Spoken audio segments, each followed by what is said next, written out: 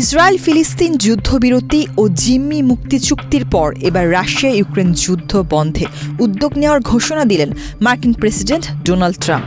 তিনি জানিয়েছেন এই যুদ্ধ বন্ধ করাই এখন তার প্রধান লক্ষ্য। ট্রাম্প জানিয়েছেন রাশিয়ার প্রেসিডেন্ট ভ্লাদিমির পুতিন যদি আলোচনায় না বসেন তবে ইউক্রেনকে দীর্ঘ পাল্লার টমাহক ক্রুজ ক্ষেপণাস্ত্র সরবরাহ করার বিষয়ে আবার বিবেচনা করা হবে। এই পদক্ষেপ যুদ্ধ বন্ধে মস্কোর উপর চাপ তৈরি করবে বলে মনে করছেন ট্রাম্প। হোয়াইট হাউসের একটি অনুষ্ঠানে ট্রাম্প বলেন, প্রথমে আমাদের রাশিয়াকে শেষ করতে হবে। পদ্মা সেতু, মেট্রো রেল এবং এলিভেটেড এক্সপ্রেসওয়ে নির্মাণের গর্বিত অংশীদার বসুন্ধরা সিমেন্ট। এরপর তিনি মার্কিন দূত স্টিভ উইটকফকে উদ্দেশ্য করে বলেন, চলো আগে রাশিয়ার দিকেই নজর দিই। আগামী 17 অক্টোবর ইউক্রেনের প্রেসিডেন্ট ভ্লাদিমির জেলেনস্কির সঙ্গে ট্রাম্পের চতুর্থ বৈঠক অনুষ্ঠিত হতে যাচ্ছে।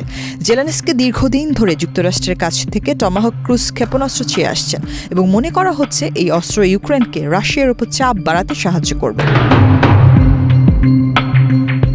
টমাহক ক্ষেপণাস্ত্রের পাল্লা প্রায় 1600 কিলোমিটার, যা ইউক্রেনকে রাশিয়ার অভ্যন্তরে বহুদূর পর্যন্ত হামলার সক্ষমতা দেবে।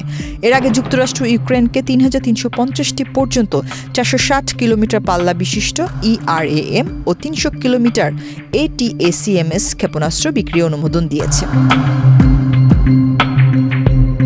বিশ্লেষকরা বলছেন, টমাহক সরবরাহ করলে ইউক্রেনের সক্ষমতা অনেক বেড়ে যাবে, তবে এটি বাস্তবায়নের সময় লাগবে।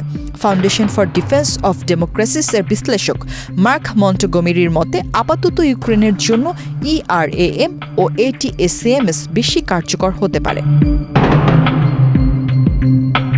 রাশিয়া ইতোমধ্যেই হুঁশিয়ারি দিয়ে বলেছে ইউক্রেনকে টমাহক সরবরাহ তাদের জন্য একটি লাল রেখা অতিক্রম করবে এবং এতে মস্কো ওয়াশিংটন সম্পর্ক আরও খারাপ হতে পারে। তবুও ট্রাম্প বলেছেন তিনি এই বিষয়ে পিছিয়ে যাবেন না।